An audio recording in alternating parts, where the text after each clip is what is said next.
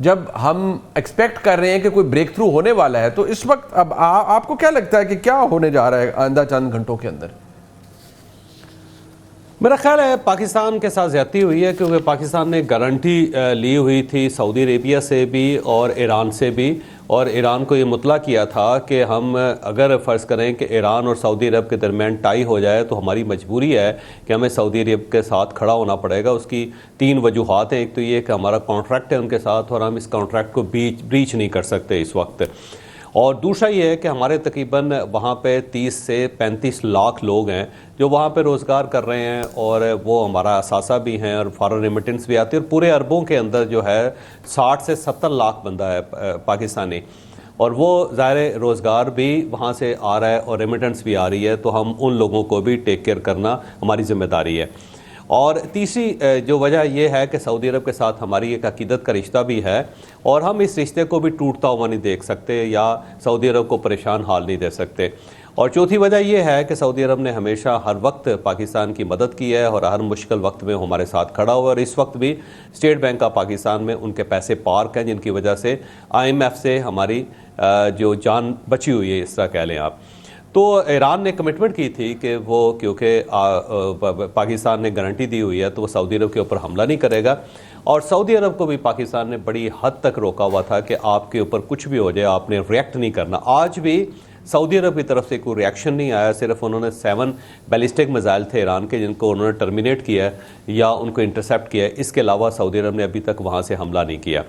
तो पाकिस्तान सालस था दरमियान में दोनों मुल्कों के, गारंटर भी था दोनों साइडों से, तो उस गारंटी को, उस वादे को तोड़ दिया आज ईरान ने, जिसके बाद पाकिस्तान की पोजीशन बड़ी ऑकवर्ड हो गई है, और अब पाकिस्तान जो है वो सऊदी अरब के साथ खड़ा होता हुआ नज़र आ रहा है, क्योंकि दोनों साइडों से मजम्मत की गई है। पहले दफ्तर खारजा की तरफ से मजम्मत की गई है, और उसके बाद जो कोर कमांडर कॉन्फ्रेंस है उसके अंदर भी मजम्मत की गई। तो इसका मतलब ये हुआ कि पाकिस्तान ने अपना जो फैसला है वो कर लिया है। एक आखिरी कोशिश है जो इस वक्त अंडरलाइन है, आप ये कह सकते हैं, ये अंडर द पाइप है और इन द पाइप है। तो अब वो उसमें पाकिस्तान ज़ाहिर है कोशिश कर रहा है। अभी अगले चंद घंटे बड़े इंपॉर्टेंट हैं।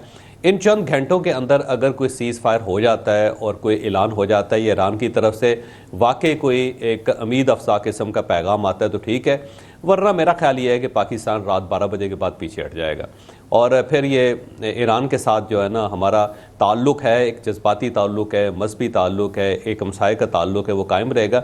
लेकिन ये जो सालसी का किरदार है उसके बाद पाकिस्तान टर्मिनेट कर देगा उसको।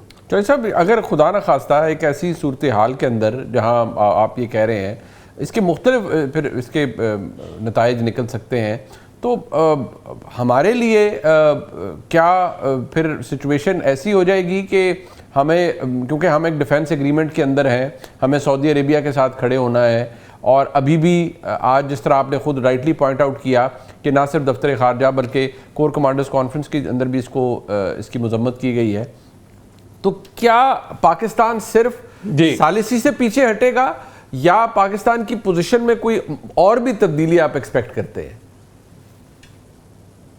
देखिए, अगर सऊदी अरब पाकिस्तान को कॉल करता है कि आपने सऊदी अरब में आके हमें डिफेंड करना है, तो फिर पाकिस्तान के पास सेकंड ऑप्शन नहीं है, पाकिस्तान फिर जाएगा वहाँ पे। लेकिन ये डिफेंस होगा, क्योंकि जो मुआहदा है वो डिफेंस एग्रीमेंट है, वो अफेंस एग्रीमेंट नहीं है।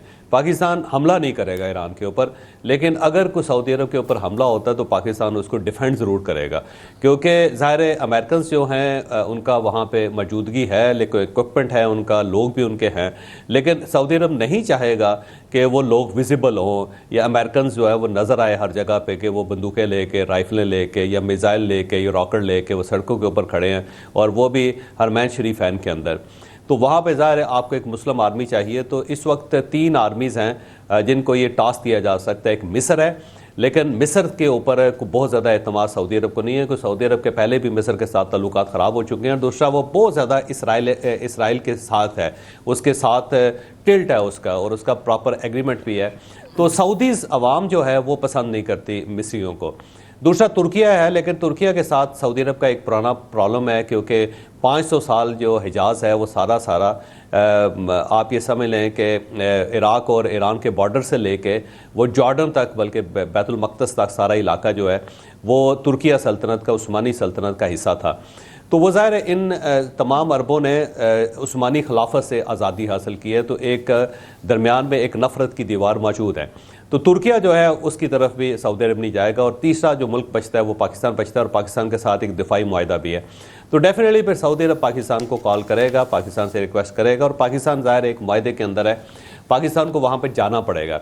वैसे तो हमारी वहाँ पे सिंबॉलिक प्रेजेंस वहाँ पे मौजूद है, एक डिवीजन फौज पहले से है, और एयर फोर्स जो है वो भी इस वक्त वहाँ पे मौजूद है सऊदी अरब के पास। मेरा ख्याल है शायद 2 अड्डे हैं हमारे पास वहाँ पे, जहाँ पे हमारी एयर फोर्स के लोग मौजूद हैं। एग्जैक्ट इन्फॉर्मेशन तो नहीं है मेरे पास, लेकिन ये उड़ती उड़ती मैंने बात सुनी है कि वहाँ पे हमारी प्रेजेंस मौजूद है। तो इस प्रेजेंस को फिर बढ़ाना पड़ेगा पाकिस्तान को, और पाकिस्तान को अनाउंस करना पड़ेगा कि जनाब हम यहाँ पे आ गए हैं और हम अब सऊदी अरब की हिफाजत कर रहे हैं। और फिर मकामात पाकिस्तान को बताने पड़ेंगे कि किस किस मकाम पे पाकिस्तानी फ़ौज मौजूद है, और फिर ईरान को भी बताना पड़ेगा, और दूसरे जो ममालिक हैं जो सऊदी अरब के ऊपर हमला कर सकते हैं उन्हें भी वार्निंग देनी पड़ेगी कि अब हम यहाँ पे हैं, और अगर आपने हमारे ऊपर हमला किया तो वो सिर्फ सऊदी अरब के ऊपर हमला नहीं होगा, वो हमारे ऊपर भी होगा, या अगर हमारे ऊपर हमला होता है तो सिर्फ हमारे ऊपर नहीं होगा, सऊदी अरब के ऊपर भी होगा। तो फिर पाकिस्तान को अपनी पोजीशन जो है वाज़ेह करनी पड़ेगी। लेकिन अब अगर ये सालसी से पाकिस्तान पीछे हटता है और ईरान की तरफ से कोई ग्रीन सिग्नल नहीं आता, तो फिर ये खुली जंग शुरू हो जाएगी। फिर ये अरबों के ऊपर बराह रास्त अटैक होंगे, फिर सऊदी अरब के ऊपर भी अटैक होगा।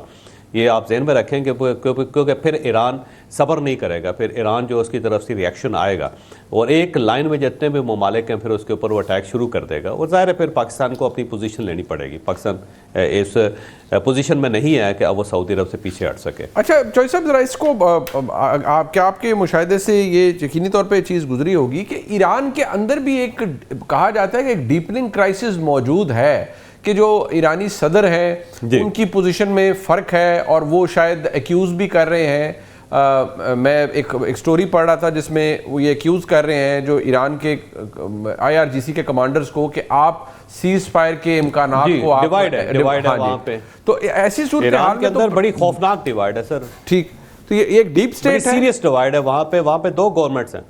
ये वहाँ पे 2 गवर्नमेंट्स हैं सर।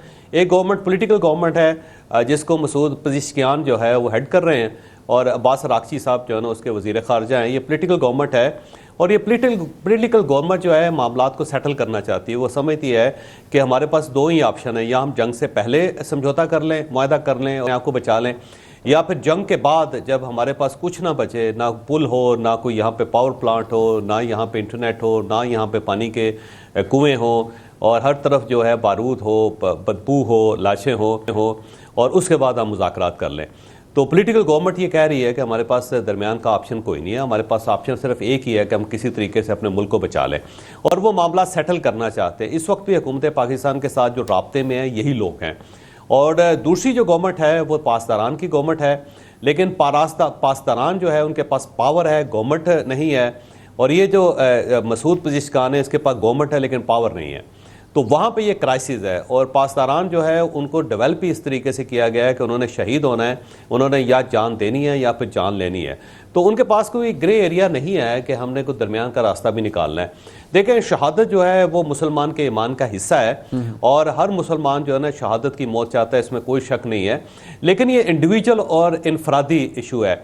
अगर आप अकेले हों तो आप बेशक शहीद हो, लेकिन अगर आप लीडर हैं और पूरी कौम जो है वो आपके पीछे है या आपकी तरफ देख रही है, तो फिर आपको अपनी कौम के बारे में भी सोचना चाहिए। सिर्फ आपको फिर इनफरादी जो हुक्म है उस तरफ नहीं जाना चाहिए। तो ये लीडरशिप जो है उसका इम्तहान है, क्योंकि 9 करोड़ लोग हैं और उनकी ज़िंदगियाँ इस वक्त दाव पे लगी हुई। तो मेरा ख्याल ये है कि ज़ौक़े शहादत से थोड़ा सा आगे निकल के सोचना पड़ेगा।